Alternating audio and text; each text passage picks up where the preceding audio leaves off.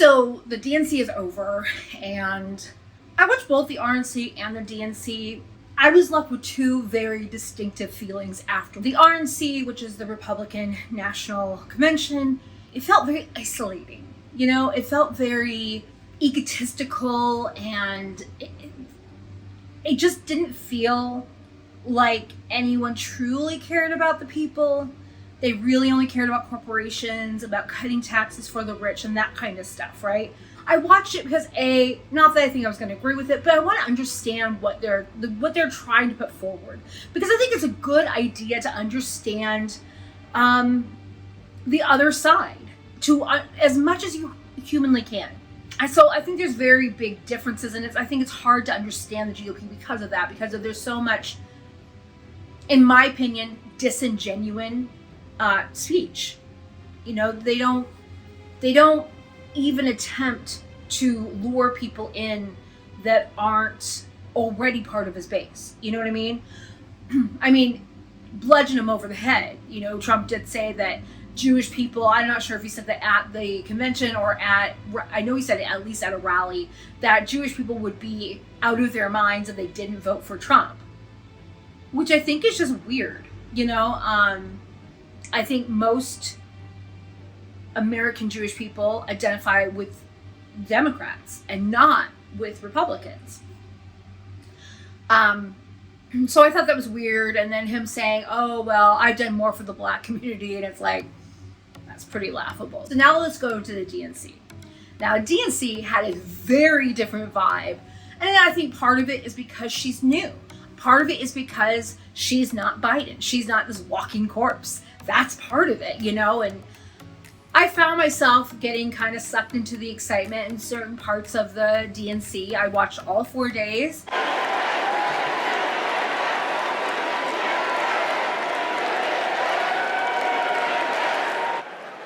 And our only hope is to attack corporate greed head on. Corporate greed turns blue-collar blood, sweat, and tears into Wall Street stock buybacks and CEO jackpots. It causes inflation. It hurts workers. It hurts consumers, and it hurts America. And corporate greed is alive and well in the auto industry. You know, last fall, we achieved life-changing gains in our strike at the Big Three. We even won a commitment to reopen a closed plant not too far from here. We were able to do that thanks to the support of Kamala Harris and Joe Biden and the thousands of auto workers that went on strike.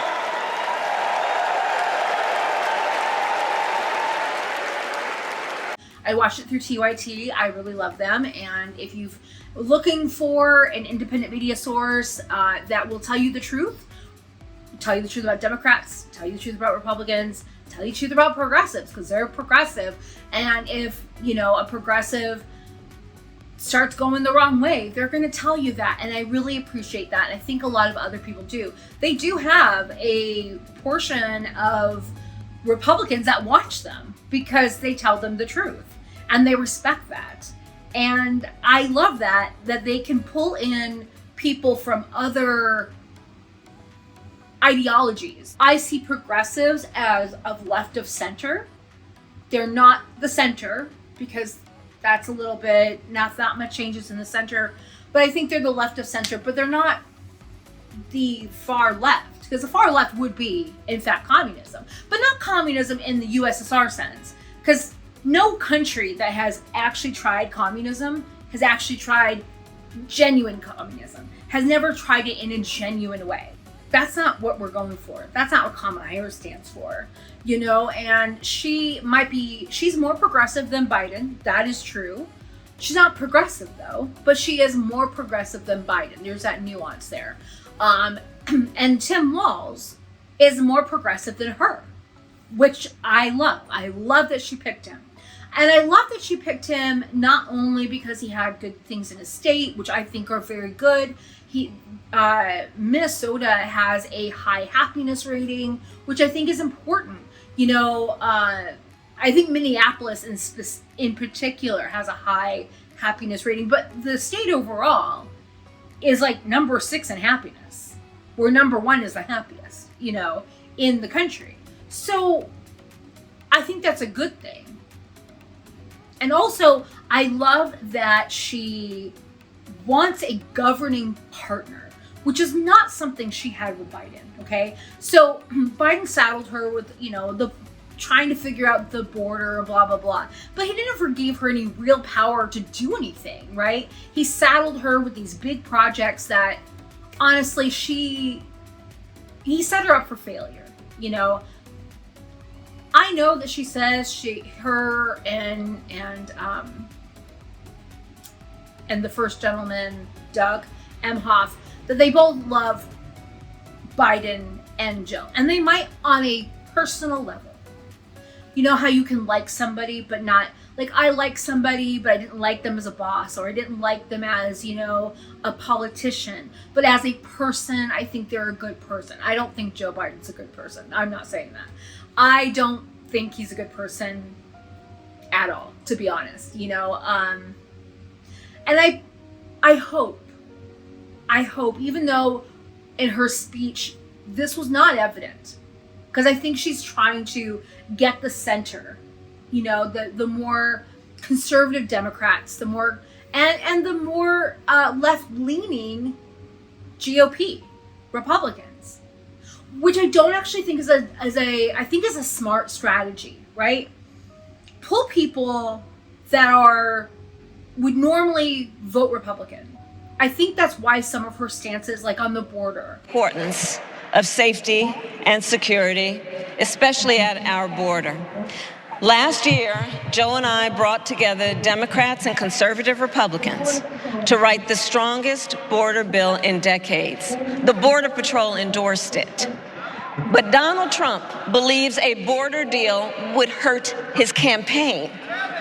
So he ordered his allies in Congress to kill the deal. Well, I refuse to play politics with our security, and here is my pledge to you. As president, I will bring back the bipartisan border security bill that he killed, and I will sign it into law. I'm going to tell you why that's has an outsized effect on this election, potentially at that. To our proud heritage as a nation of immigrants and reform our broken immigration system.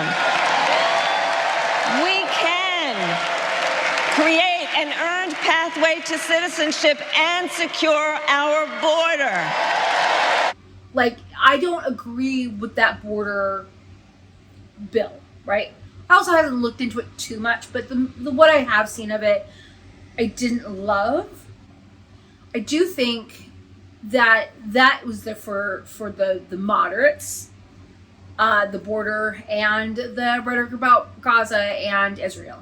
So far, if she's serious about everything she's saying here, and artificial she's hitting the right intelligence, that America, not China, wins the competition for the 21st century, and that we strengthen, not abdicate, our global leadership. Trump, on the other hand, threatened to abandon NATO. He encouraged Putin to invade our allies, said Russia could, quote, do whatever the hell they want. 5 days before Russia attacked Ukraine, I met with President Zelensky to warn him about Russia's plan to invade. I helped mobilize a global response, over 50 countries, to defend against Putin's aggression. And as president, I will stand strong with Ukraine and our NATO allies. Yeah, this is not close. In terms of who to vote for, she's pretty good, and Trump is terrible. In Gaza, all right, thank you. President Biden and I are working around the clock, because now is the time to get a hostage deal and a ceasewire deal done. Yeah, words, Sorry. Not buying this And one. let me be clear. I will always stand up for Israel's right to defend itself, and I will always ensure Israel has the ability to defend itself, because the people of Israel must never again face the horror that a terrorist organization called Hamas caused on October 7. Okay, good. Including unspeakable sexual violence and the massacre of young people at a music festival. How about the massacre of At the 15,000 same people? You better time, get to it. No, for real. What has happened in Gaza over the past 50,000 10 months kids. is devastating. So many innocent lives lost. Desperate, hungry people fleeing for safety over and over again. The scale of suffering is heartbreaking. Is it? President Biden and I are working to end this war such that Israel is secure, the hostages are released, the suffering in Gaza ends, and the Palestinian people can realize their right to dignity, security, freedom, and self-determination. Yeah, cut the funding and it'll happen tomorrow. Their lack of action, it disgusts me.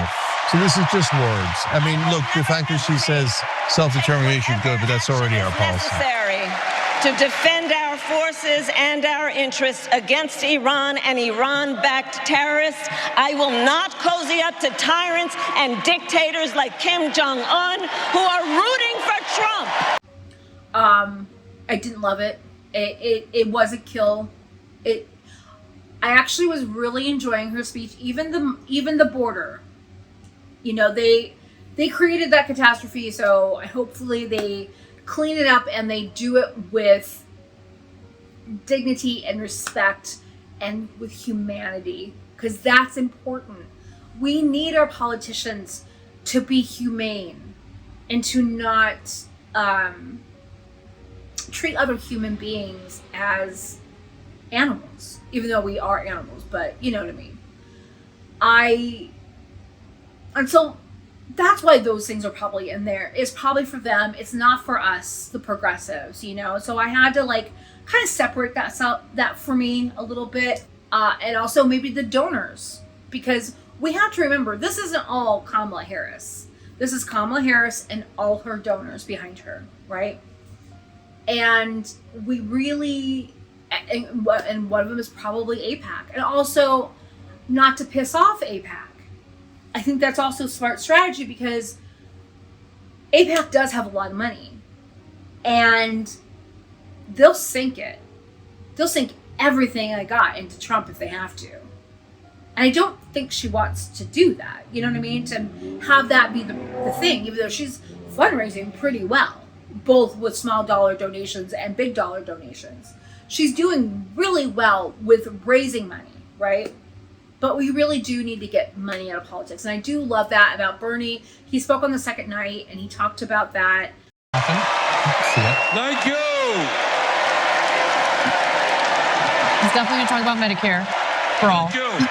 I love Very on message, which I always appreciate about Bernie. I love the Bernie lectern man spread that he does. It is an honor. It is an honor to be with you tonight, because we're laying the groundwork for Kamala Harris to become our next president.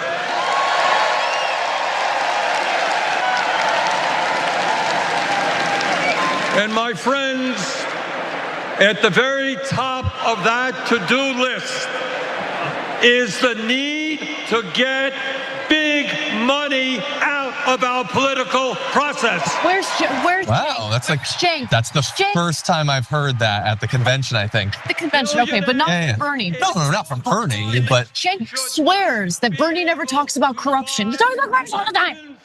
what do you mean he never talks about corruption? I wish Cenk was here. Oh, there's something about primary elections. For the I was wondering if he'd do a classic Bernie or if it'd be tamped down. This is classic Bernie. Overturn the disastrous Citizens United Supreme Court decision. Where is Jake? Okay. I think he's close by. I'll get him. I need him to like listen to this. That's his top criticism of Bernie. He doesn't talk about corruption. He never mentions corruption. He talks about corruption all the time. Yeah, it's been a big focus. We need to join the rest of the industrialized world and guarantee health care to all people as a human right, not a privilege. About getting money out of politics, and I really appreciate that from him, and we really need to work on that. AOC did speak. She spoke on the first night. I was not in love with her speech. It was okay. It wasn't progressive. And really in any way. It was very in the middle, and then the lie about working tirelessly to get a ceasefire deal and a hostage deal in Gaza, between Israel and Gaza. And I'm not saying that they're not at all trying. I'm not saying that at all. But what I'm saying is Biden is not, because Biden, let's be clear, Biden's still in charge. It's not Kamala Harris. She is the vice president. Vice presidents virtually have no power. They are the second in command, but they're a symbolic position. They're a runner-up.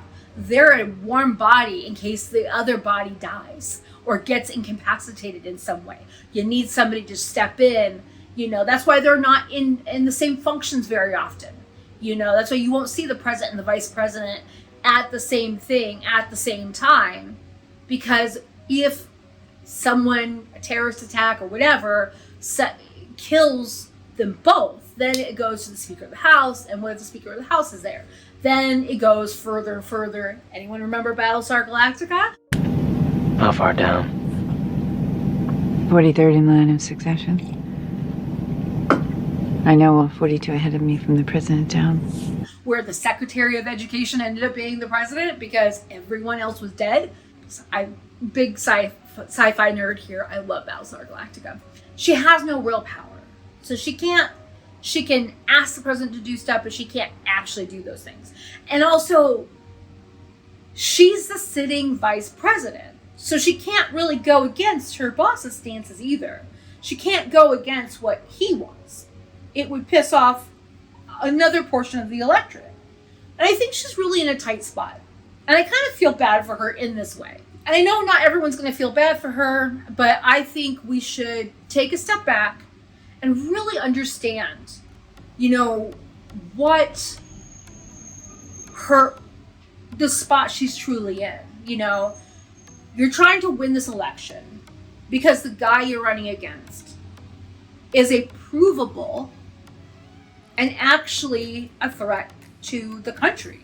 Not just democracy, the country in general, to everyone in this country, to women, to LGBTQ, to teachers, to the education system. And we don't want to lose our education system. Our public education system is vital for the success of this country.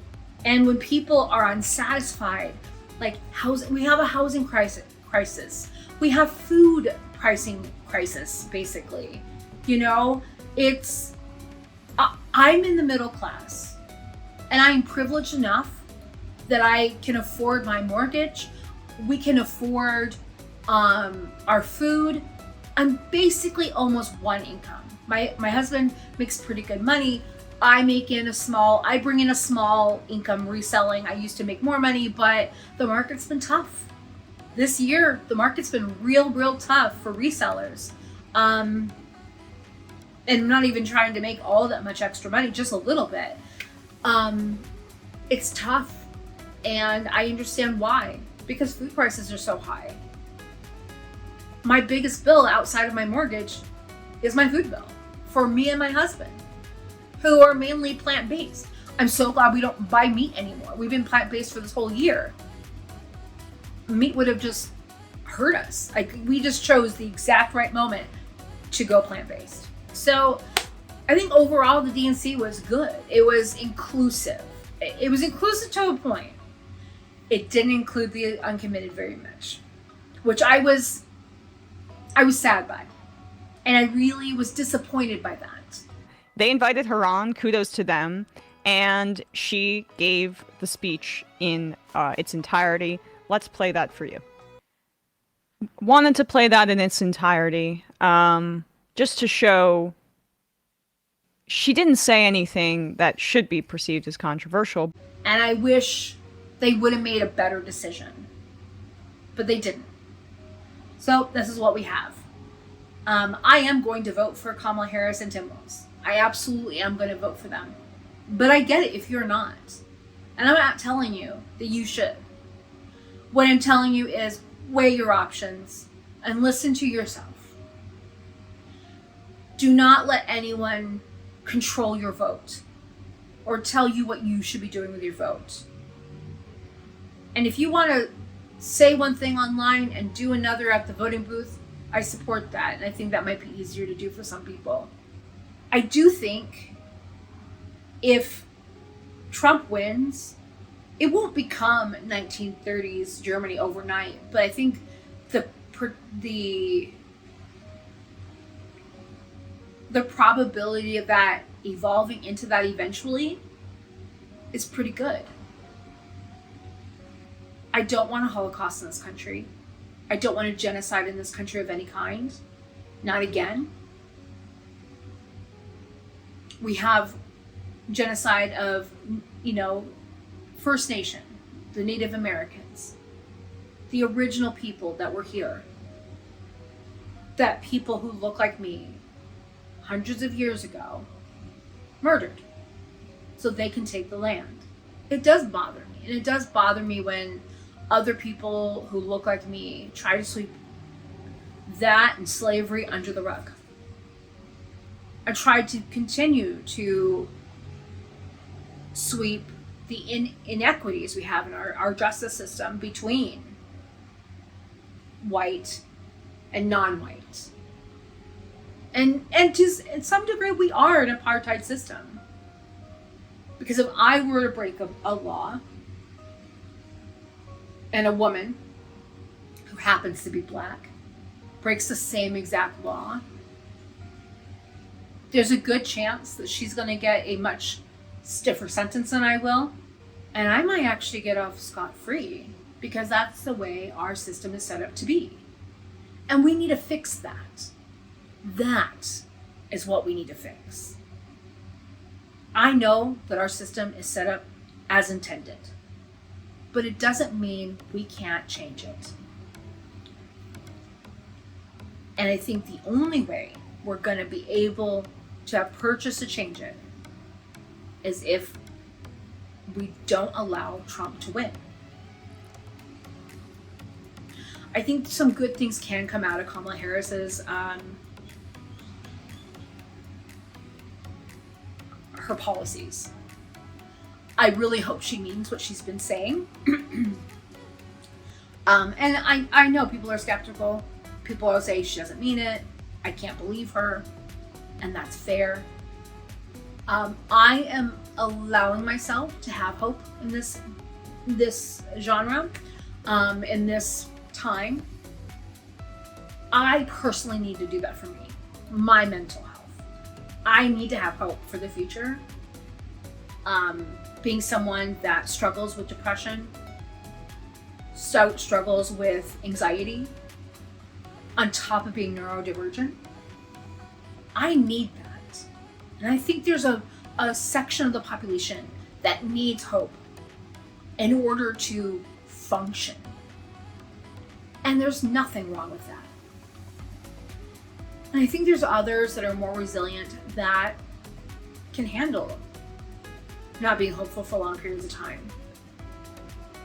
And that might be the protesters. I support them wholeheartedly. I think they're necessary. I think, though, if she wins office and things don't fundamentally change at all for anyone, especially for the middle class, which is important, bringing more people into the middle class and making the middle class stronger. That's important.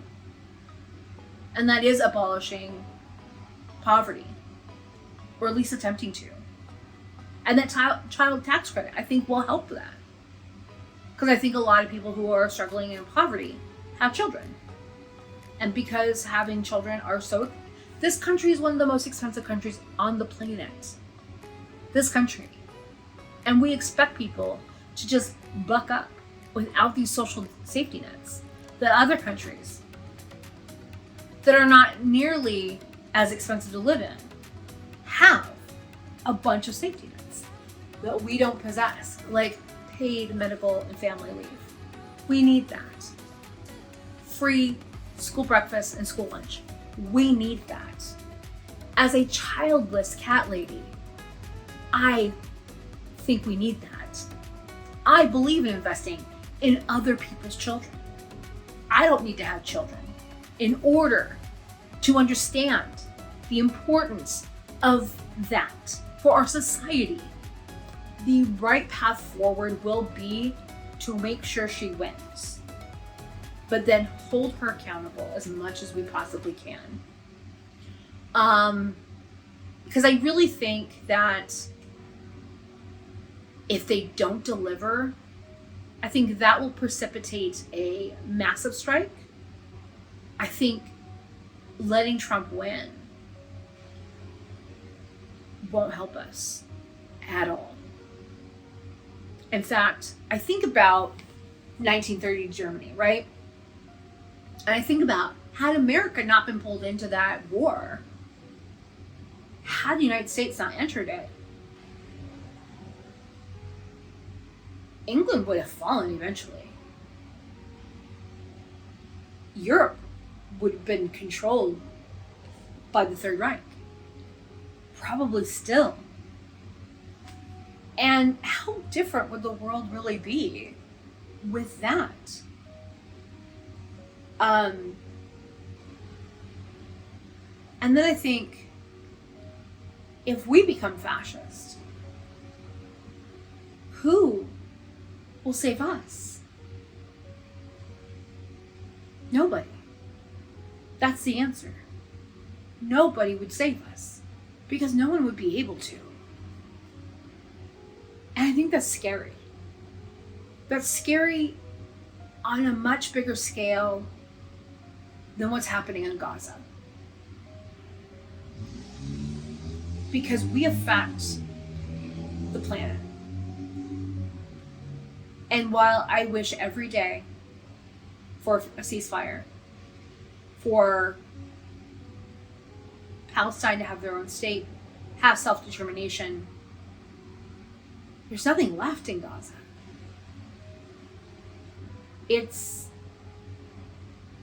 The place is wrecked. And even if we were to stop weapons right now, I'm not sure if that would really stop the killing. Because when we supply weapons, we're not giving them directly to Israel. We're giving them to our military contractors who have already given the weapons to Israel. We're just replenishing them. So, but I do hope, I have a hope, that when she gets into office, she will be hard on Netanyahu. And might do an arms embargo when she's in office. I hold hope for that because I don't think that would be smart for her to say that now. I don't think it would. I honestly don't. Like, this is such a polarized thing, right? There are a group of people who are okay with this genocide, which to me and to you probably seems crazy. It is. It's crazy. How can anyone be okay with that? But then I remember how easily manipulated we are as people, which is true. We exploit each other's weaknesses all the time for our own personal gain sometimes. Not maybe me, not maybe you, but people do it. And how easy it is for vulnerable people to just fall into the wrong system, the wrong cult, if you will. Or be brought up in a cult to be brainwashed. I feel bad for those people that were brought up in Israel to hate Palestinians. I do feel bad for them. I feel bad for their children that are being taught that right now. And I feel bad for the adults that may finally understand their thought process is wrong.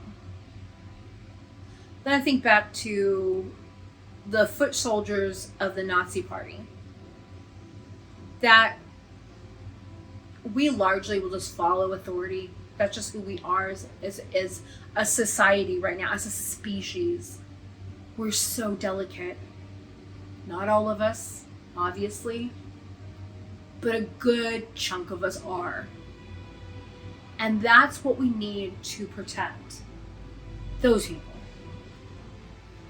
And I think the reason why Trump even became a thing is because of how both Democrats and Republicans have let down everyday working class people over and over and over again. Which is why I think maybe Kamala Harris is trying to be more progressive. Because I think she might understand that this is the way back. Although still having some very militaristic kind of almost like conservative ideals. But there was one speaker at the DNC, he's a Republican, I forgot his name, but he was like, the Republican Party is no longer conservative. And he's right. They're not. Anyone that would call themselves a conservative and votes for Trump isn't truly a conservative. They're a radical. Because what Trump wants to do is radical. And not in a good way. Not in an 80s good way. It's in a very bad way. And that's why Trump paints Kamala Harris as radical left. She's not. She's not. Fuck, I would love her to be radical left. Please be radical left. Because that means it would truly be a bunch of things for us. For teachers, for parents, from everyday working class. We need that. But I'm going to let Anna Kasparian have the last word. Back on any of your promises. We're going to fight. And when we fight, we win. So this doesn't just apply for Kamala Harris. So the reason I'll speak for myself. The reason I loathe Donald Trump is because he's so selfish. He doesn't care about anybody else. All he cares about is himself, right? And now Kamala Harris, we just told you, did a great job of talking about how she cares for the people and for everyone else. But if you go back and then go do everything that your donors tell you, I know they're going to do a ton of things that the donors want. They're not going to give us everything. But if you go back to that same 5-10% BS and go, oh, here, I gave you some crumbs off the table. Ha ha ha, for the people. Hell no. When we fight, we win. And we should fight her if she does that. So guys, it's one thing to get excited. And here we have gotten a little bit excited because they have done progressive things, populist things in a way that was totally unexpected for the Democratic Party. Keep that excitement. I think between her and Trump, it's the biggest no-brainer of all time. Easy, very easy. Kamala Harris, Tim Walz, definitely, okay? Now, that doesn't mean that you then go, okay, then they're my angels and they're my saviors and I'm just gonna go home, right? No, you hold them to account. If you don't hold them to account, then your excitement in this moment was about Kamala Harris's career rather than all of us and sticking up for the average American. I don't care about Kamala Harris's career. I don't care about Tim Walz's career. I care about delivering for the American people. Pass the bills, pass the bills. Keep all of us, keep your eyes on the prize. The prize is not their glory and their status.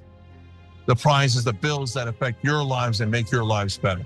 So if you want your life to be better, and you care about these policies, again, between Harris and Trump, it's a no-brainer. But just electing her isn't enough. Let's go vote. Let's go make a difference. And then let's hold them accountable. And let me just say one other thing. I'm going to say it right now, okay? So you guys, flip it, keep it, because I'm going to go back to it. I don't know, 4 years from now, 8 years from now. If the Democrats, if she gets elected, and they pull the same old BS, next election cycle, when there's some other generic Republican running and they try to fearmonger to us about how dangerous the Republican is and you have to choose the lesser of two evils, I am done. I am done. I'm not going to buy it anymore. It's time for Democrats to understand if they don't work for us, we're going to work for them. Period. That's it. Yeah. I'm sick of the same argument every single election cycle.